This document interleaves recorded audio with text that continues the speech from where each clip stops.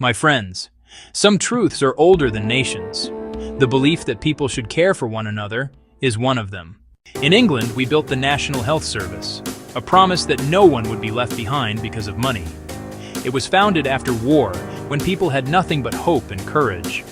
Doctors, nurses, and cleaners stood shoulder to shoulder and said, "We'll heal the country together."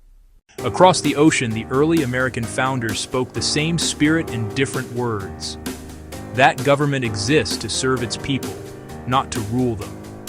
They believed liberty meant the right to live with dignity, to learn, to work, and to be cared for when you're sick or hurt. Some of those ideals came from old Scottish thinkers and reformers who taught that a strong nation is built on education, health, and fairness.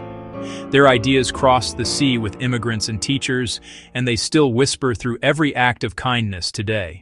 In America, healthcare grew differently: insurance, companies, and costs. Yet the same dream lives inside every nurse, every patient, every parent praying in a hospital corridor. Please let my family be okay. The truth is simple. When people are healthy, they can build, invent, and give back. When people are frightened of getting sick, the whole country suffers. So whether it's through taxes, national insurance, or fair contributions, caring for one another is not weakness. It's wisdom. Kindness is the highest form of strength. Fairness is the foundation of freedom. And the truth, the one that no one should hide, is that every nation grows richer when its people are well.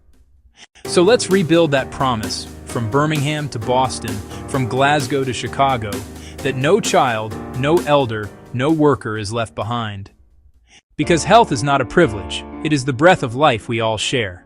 Thank you.